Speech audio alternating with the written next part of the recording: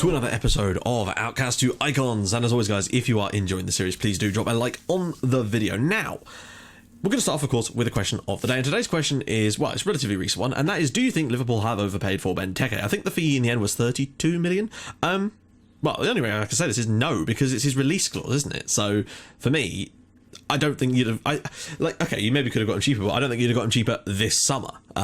If they wanted him now, they had to pay the release clause. It's pretty much simple as that. Villa play hardball. They knew what money Liverpool had because of the sales they've made. So I think, yeah, perhaps it's maybe slightly better for Villa, but then they also lose a very good striker. So I don't think they've overpaid as such. It depends. I don't think he's really the type of player that they need. Because I don't think he really fits their style. Unless they're going to change their style, then in which case, fair enough. But I don't know, he's very, very aerially good, which is fine, but they've had this sort of player before in Andy Carroll who was great in the air, but he never really settled at Liverpool because that's not the sort of style they play. But I don't know, Liverpool fans, what do you think? Do you think you've overpaid? Do you think it's a good signing? I still think it's a good signing. I just don't know if it's the right player for them. I think there are other players that might have fitted that bill slightly better, but yeah, if you've got any ideas for a question of the day, drop them in the comments with the hashtag at QOTD. Right, so as you can see, of course, our winning run did come to an end in this month, and I expected it to, because we had some slightly tougher games, and as you can see, we had some very, very bizarrely tough games, but the point is we are still scoring a massive amount of goals, and we've genuinely been very, very good, despite some of the poor results. So first things first, we kicked things off against Udinese, which I think actually was our 6th straight win of the season, and as you can see, we thoroughly deserved it. Hassan Abdelmaguid gave them the lead on 7 minutes, but insta reply from Wang Jong-ho. It's good to see him back and firing, and my god was he firing today.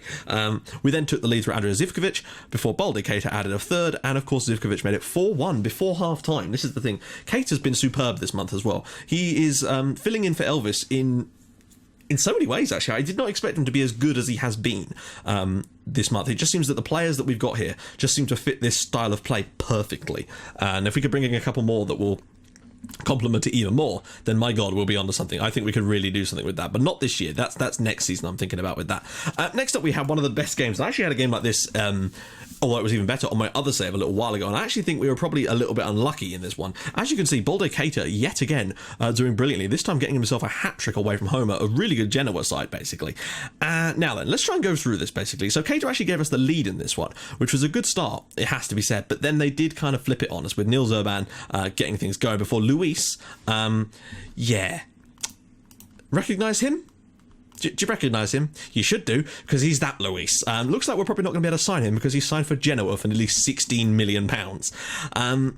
Weirdly, it popped up when he scored the 2 goals in this game against us and said that he'd scored against my teams 3 times, but I couldn't think of any other occasions he'd scored against my teams. He played for me at Granada, and I couldn't think of who else he'd played for, so really, really odd that. But the point is, yeah, Luis is now playing for Genoa and scoring against me, which is heartbreaking, it really is. He made it 2-1 on that moment. However, now this was what really annoyed.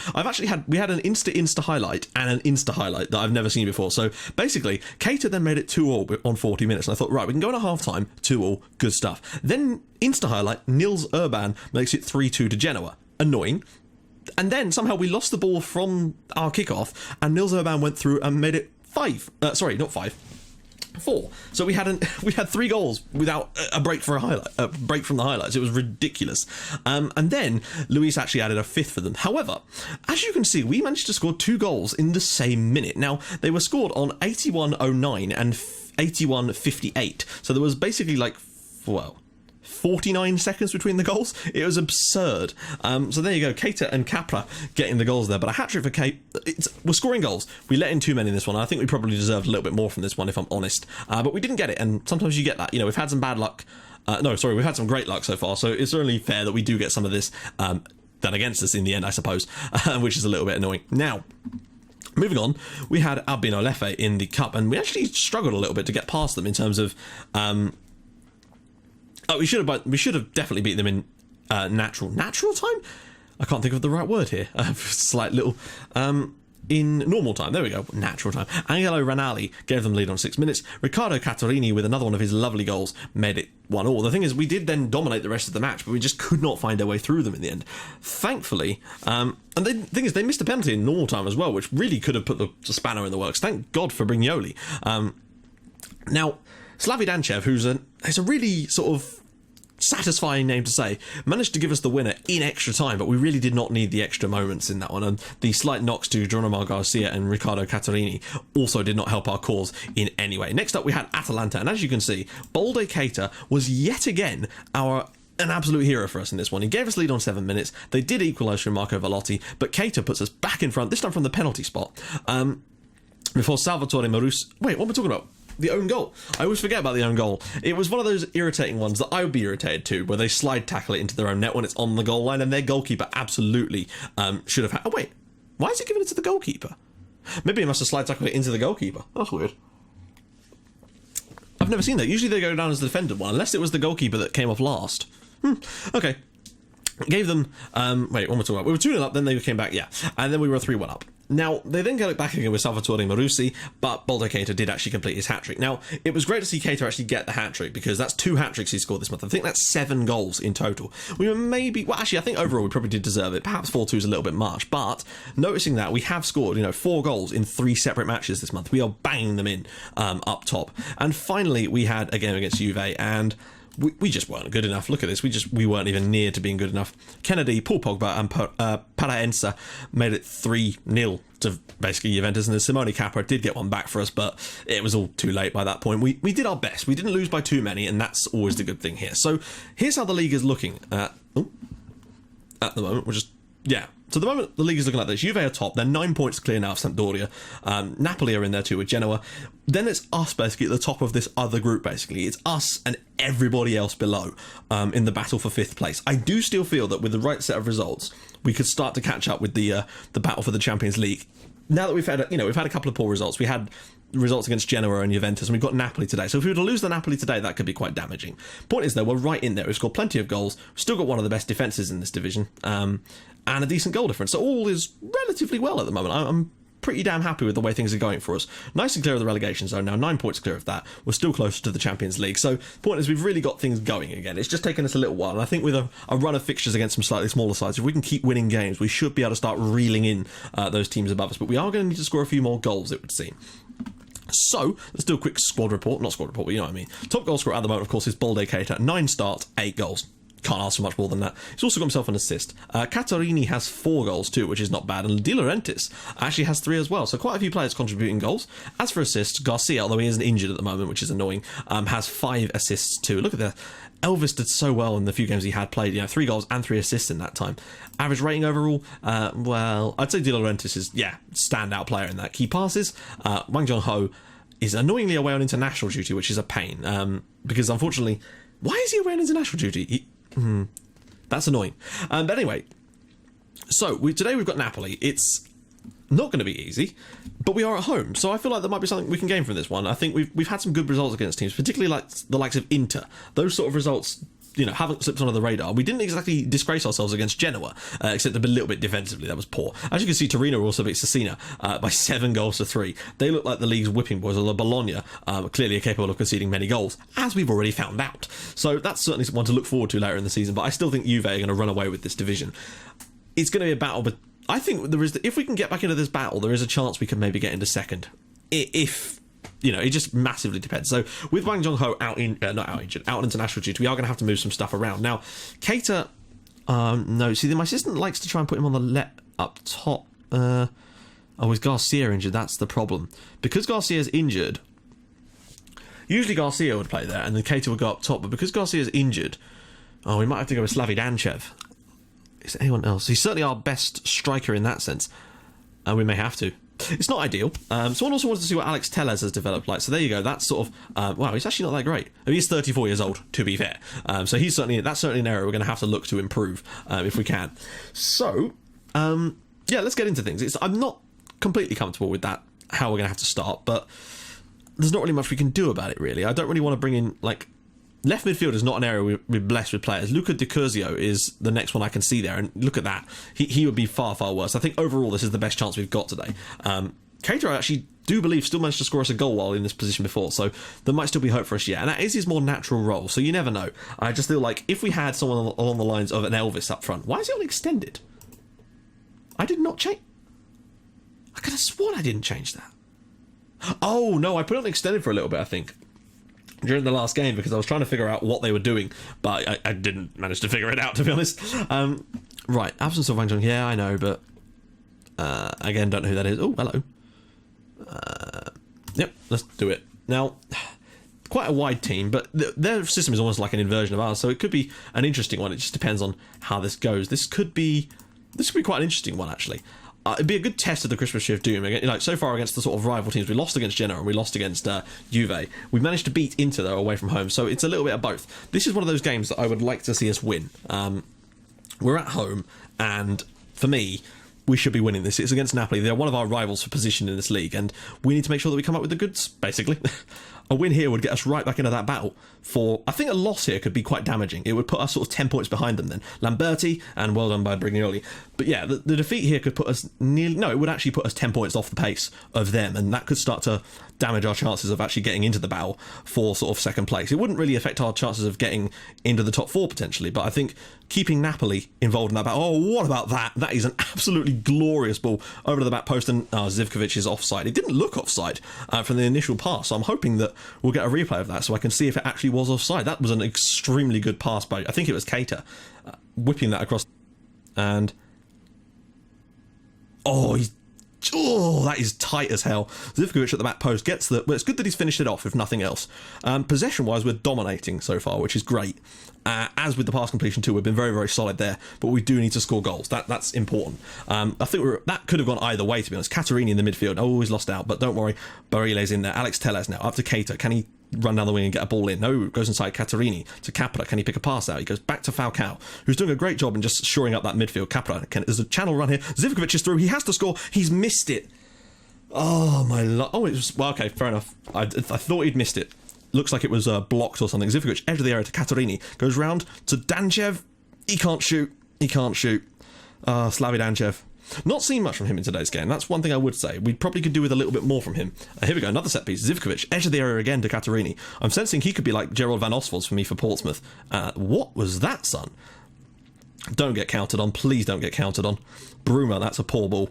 We should be able to get ourselves back into position now. That doesn't mean they're not going to score from this, but we should at least be vaguely in a better position to stop them from doing so. Pugliese, back to Church. Oh, it's a great strike. Chierici, and it is Roma 0, Napoli 1. They've had more shots overall, it seems, but that's their first real good highlight. Disappointed. I thought we'd cleared the danger there, but this is a nice little pick out. This is a lovely goal. He's really sort of dinked that one up and well over Brignoli, in off the crossbar. Nothing the keeper can do about that. Disappointing to go behind like that. I still think there's more in this game for us, though. I don't think we're out of this one yet. Win that header. Oh, there's three of you there. Come on, lads. Oh, huge space now. Oh, come on. Like, if that was in real life, it looked like he probably would have done about 3 backflips the way that he hit him so hard that he went through him like a freight train. Damn it, we're going to have to go on attacking. I think this is a little bit harsh on us, to be honest, but we've had that luck earlier in the season, and Bruma now puts it in the back of the net for Napoli, 2-0 up here. In terms of the actual stats, shooting stats, they're definitely winning that, but damn it, we had some chances and we should have taken them, basically, particularly that one where Zivkovic cut inside. It hasn't been good enough. We really have not been good, and that's disappointing for me. Perhaps we're not quite ready to make that jump into the top 4 this season, but when you look at where we were, I still think we're comfortably good enough to get into the Europa League, which is, after all, the actual objective. With the right signings in the summer to give us the right strength, I think we'll comfortably be good enough for that next year, particularly with Elvis coming back again, of course. That's huge for us, you know. With him missing, the second half of the season, I think, will be stronger for us because Elvis will be back. Keita, round the corner for Capra. He has to score, and he does. It's well, thank God. I thought they were going to rule that one offside. Simone Capra with his 4th goal of the season. He's got a few quality goals for us, and I think that was the assist for Baldi Keita, getting in off that left-hand side, spotting the run of Capra, making the run on, and he's absolutely leathered that into the back of the net. Roma 1, Napoli 2. Right, lads, you've got more from this. Zivkovic whips it downfield. Catarini comes back out to Zivkovic, sort of near the edge of the area. Can he slip one through? He can't. Catarini gets it back, though. Zivkovic in for Capra. Round the corner for Catarini. It is now 2-2 here. Roma 2, Napoli 2. What a comeback again. Riccardo Catarini. This Roma team has some serious bounce-back ability. My God. That was impressive stuff, actually. I don't know if... Was Keita involved in that again? Oh, no, it was Zivkovic to Capra this time, setting up Catarini. Those attacking mids in this system are truly I think one of the more important factors in its success of this system. Go on, you can get there, you can get there, you can get there. He has. Zivkovic does brilliantly. He's got a ball over the top here. He must find it. He doesn't find it. there was a run there. Danchev made a really good run into the channel, and he didn't find him. That's poor. The opportunity was there. He could have... Oh, don't let them score now. Come on. Oh, they're really close. There we go. Bruma now. Oh, no. Oh, come... Oh, for fuck's sake. That's a joke. That's not his goal. That's an own goal. Look at this. I know they've just announced dynamic rivalries for FM next season, but what in the hell is that? Next season, perhaps, maybe fix the fucking goalkeepers. Just maybe do that. That would be brilliant. Because then we wouldn't have shit like that, and it's just... that sort of stuff spoils the game for me sometimes. Because now we're behind again because of that crap. Right, okay, yeah, goalkeepers make mistakes in real life, but that is just stupid. Okay, so we're going to bring on De Laurentiis for Zivkovic. He's done well so far, but we need to freshen those legs up, and I'm still learning a little bit about who's good and who isn't. I'm going to bring on Sater as well as a substitution, probably for Catarini.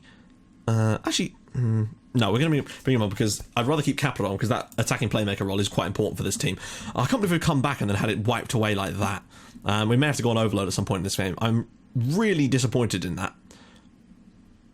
Because we've done well enough, I think, based on these anyway, to deserve to be back in this game. Keita now, Lorenzo, have we got another goal in this? Falcao, I think we should have another goal in this person. Oh, come on, guys. Don't screw it up again. Lorenzo, great tackle, but he's not gone for the follow-up, annoyingly. Lamberti now. Paolo Cesar. Cherici. Pugliese. Novoa's through here, and it's well blocked in the end. Alex Tellez and Brignoli. Notice how he didn't kick it into his own net that time. Well done, progress. Capra now, out to De Laurentiis. And that's not that, is it? Right. I'm going to overload because we're a goal down here and we just need anything. We're going to do a team talk. We're going to tell them to push forward, and we're going to absolutely crack on at this one. I don't really want to make any more substitutions just yet, to be honest. I may not make any more at all, actually. I don't always make the full quota just because sometimes I'd like to keep that one available if I can. Brignoli, we've got 13 minutes. I still feel that we deserve... I think a 3-3 draw would be fair. Or certainly a draw. Perhaps not 3-3. I don't think we've been good enough for 3 goals each in this game. But the point is, I think we deserve at least a draw from this game. De Laurentiis is ball in. It's cleared away, and Zuma now nearly played that out of play. And Lamberti now coming downfield now for Napoli. If they score it again, I'd be really disappointed in us. But we are on overload. Oh my god, they're through on goal. And of course they've scored. Guys, that's what happens. You have to be able to score goals. I think 4-2 is very, very harsh, to be honest. We've obviously been caught out on the break here whilst trying to push for it, but that third goal should never have been a goal. And I'm still a little bit peeved about the first one, which was borderline onside. Novoa making it 4-2 to Napoli now. That's disappointing. Have we got anything else in the tank? I'm not really sure what else we can offer in this game. We've done most of the things right, except for those situations, unfortunately, and it's just cost us in the end, which is a shame. But like I said to you before, we were going to get some bad luck after all that good luck we'd had. It was only natural. It was going to happen in the end. It was going to run out. We had some shocking performances that resulted in wins, and today we've not got what we deserved, but overall this season we probably will, and that's the way I'm looking at it. Bruma now. Oh, don't let them score another one. That would be taking the piss a little bit. Although Fierro cutting against... Are you going to tackle him or not? Jesus Christ. Yeah, this game's a write-off now, unfortunately. And we might be able to get one back, but that would at least, I guess, help the goal difference side of things. And I guess it would show that we're still capable of scoring plenty of goals. Oh, that's a really poor first touch. Capra. For a second, we looked really, really strong in this game, like we were going to come right back into it and put all the pressure on them. And I think we were, but that goal's just absolutely killed us. Oh, my life. Not the goal that we just conceded, but the sort of own goal, essentially. That's absolutely destroyed us. Win that header. There we go. And win that header... Now, they've I don't know what's happened. They've obviously changed the tactics somehow, and it's worked for them, to be honest. Which is a pain, but you get it. So Bruma at the back post, well saved by Brignoli. This time he actually does save it. Napoli have actually become a lot better since we went on overload, basically, and that's my fault. But we just kind of had to go for it at that point. They've been really, really solid on the break, and I think what they've probably done is switch to a counter-attacking style, to be honest, and it's worked for them in the end, which is a shame. But I still think overall we're going to be in that battle. We're going to try and reel in someone like Genoa. I think with the right results against the right teams, we can comfortably do that in the end, particularly once Elvis has come back. At the moment, we're sort of playing without a recognised striker. Danchev is okay, but he's no Elvis, put it that way. But yeah, thankfully our physio is loving Elvis tender, so all should be okay in at least, I don't know, 2 or 3 months perhaps. Right, so that's not done us any favours. We're still scoring goals, but we're conceding too many at the moment. So that's disappointing. So what's next for us here? I'm thinking... should we do Sampdoria? That would be a good one to do, wouldn't it? Because... oh, wow, that's February. That's right, I don't want to do too much. Then again... There must be a huge break in there at some point, or are they literally just every week for like ages? There must be a gap. Actually, it's the 20th of December. Screw it, we'll do Sampdoria in the next episode. It's an away game, so it's going to be tough, but you know, some winnable games in between. So guys, if you like what you're seeing, please do drop a like on the video, and if you'd like to even more than that, please do subscribe to my channel for more Outcast icons and From the Shadows in your inbox every other day at the moment at 7 o'clock. And I will see you guys in the next episode for what could be a quite important game. If we can win there, that could really get us back into that battle to get some Champions League football next year. I'll see you guys in the next episode. Thanks for watching. Bye-bye.